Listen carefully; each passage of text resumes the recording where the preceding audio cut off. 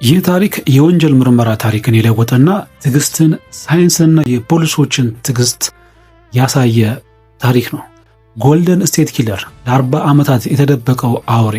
እንግዲህ ታሪኩ የሚጀምረው በፈረንጆቹ 1970ዎቹ አጋማሽ ላይ በአሜሪካ ካሊፎርኒያ ግዛት ነው። ካሊፎርኒያ በፀሐይ ብርሃንና በባህር ዳርቻዎች ብትታወቅም በዚያን ወቅት ግን አንድ ጥላ አካባቢውን አጨለመው። ማንም የማያውቀው ፊቱን በጭንብል የሸፈነ ወንጀለኛ በሌሊት የመጣ ቤቶችን መስበር ጀመረ። ታዲያ ይህ አስፈሪው ጅምርና የወንጀል ስልቱ መጀመሪያ የቫይሳሊያ ዘራፊ፣ ከዛ በኋላ ደግሞ የምስራቁ አካባቢ አስገዶ ደፋሪ፣ ከዛ ኤሪያ ራፒስት፣ በመጨረሻም ኦሪጂናል ናይት ስቶከር በሚሉ የተለያዩ ስሞች ነበር የሚጠራ። ፖሊሶች እነዚህን ሁሉ ወንጀሎች የሚፈጽመው አንድ ሰው መሆኑን ለማወቅ ብዙ ዓመታት ፈጅቶባቸዋል። የወንጀል አፈጻጸሙ እጅግ ዘግናኝና ስልታዊ ነበር።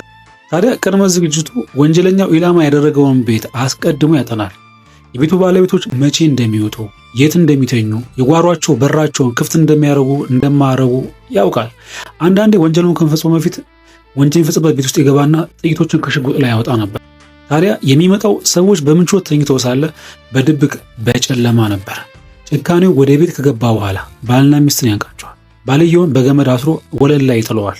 ከዚያም በጀርባው የሸክላ ሳህኖችን ይደረድርበታል።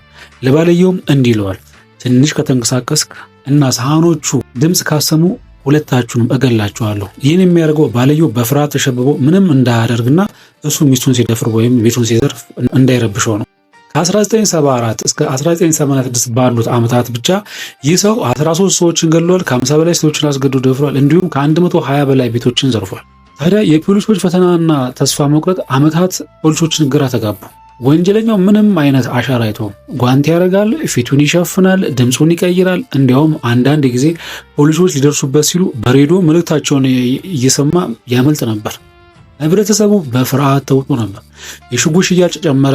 ሰዎች በየቤታቸው አዳዲስ ደህንነት መቆለፊያዎችን አስገጠሙ። ነገር ግን ወንጀለኛው እንደ መንፈስ ነበር። ፖሊሶች በግራ በኩል ሲጠብቁት፣ በቀኝ በኩል ወንጀል ይፈጽም። በወቅቱ የነበረው የቴክኖሎጂ አቅም ውስን በመሆኑና በተለያዩ ከተሞች የሚፈጸሙ ወንጀሎችን የሚያገናኝ ስርዓት ስላልነበረ ፋይሎቹ ተከምሮ ቀሩ። ጉዳዩ ቀዝቃዛ ወንጀል ወይም ኮልድ ኬዝ ሆኖ ተዘጋ። ወንጀለኛው ድንገት ጠፋ። ሁሉም ሰው ማን ይሆን እያለ ለዓመታት ጠየቀ። ታዲያ ዘመናዊ ቴክኖሎጂና የፖል ሆልስ ብልሃት ዓመታት ነጎዱ።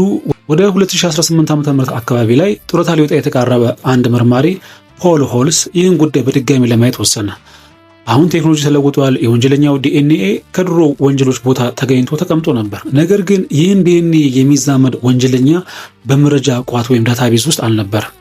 ፖል ሆልስ አንድ አዲስና አደገኛ ሐሳብ አሰበ። ጄኔቲክ ጂኒኦሎጂ የሚባል ሲስተም። ይህ ዘዴ ሰዎችን ዘመዶቻቸውን ለመፈለግ ዲኤንኤያቸውን የሚጭኑበት ድረገጽ ነው። የወንጀለኛውን ዲኤንኤ ማስገባት ነበረበት። ዓላማው ወንጀለኛውን በቀጥታ ማግኘት ሳይሆን የእሱን የሩቅ ዘመዶች፣ ለምሳሌ የአክስት ልጅ፣ የሶስተኛ ደረጃ ዘመድ ማግኘት ነበረ። መርማሪዎቹ ታዲያ የወንጀለኛውን ዲኤንኤ ወደ ድረገጽ ሲያስገቡ ከተጠርጣሪው ጋር የሚዛመዱ የሩቅ ቤተሰቦችን አገኙ። ከዚያም እንደ ዛፍ ቅርንጫፍ የቤተሰብ ሐረግ ወይም ፋሚሊ ትሪ እየሰሩ ወደታች ወረዱ። ከ1800ዎቹ ጀምሮ የነበሩ ቅድማያቶችን በመለየት ቀስ በቀስ ዝርዝሩን አጠበቡት። በመጨረሻም ጥርጣሬ በአንድ ሰው ላይ አረፈ። በሳካራሜንቶ አካባቢ የሚኖር ጡረታ የወጣ ዕድሜው 72 የሆነ ሽማግሌ ስሙ ጆሴፍ ጄምስ ዲያንሎጂ ይባላል። ታዲያ አስደንጋጩ እውነት እዚች ጋ ነው። ፖሊሶች ጂአንሎጂን መከታተል ጀመሩ። ነገር ግን እርግጠኛ ለመሆን የእሱን ትኩስ ዲኤንኤ ማግኘት ነበረባቸው። አንድ ቀን ዲያንሎጂ ሱቅ ሄዶ ሲወጣ በመኪናው በር እጀታ ላይና በቆሻሻ መጣያ ውስጥ የጣለውን ሶፍት በድብቅ ወሰዱ። ውጤቱ ሲመጣ ፖሊሶቹ ማመን ያቃታቸው።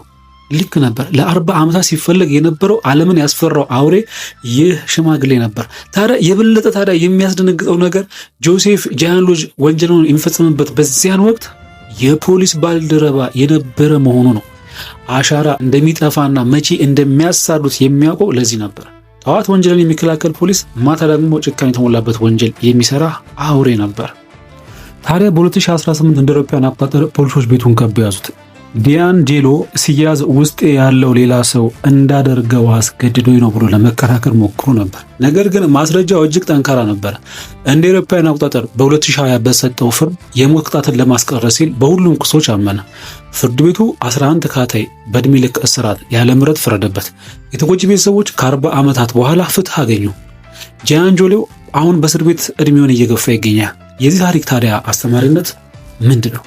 ይህ ታሪክ የሚያሳየው ወንጀል ሰርቶ ማምለጥ እንደማይቻል ነው። ቴክኖሎጂ ባደገ ቁጥር የዛሬ 30 እና 40 ዓመት የተሰሩ ወንጀሎች ሳይቀሩ አድራጊዎቻቸውን እያጋለጡ ነው።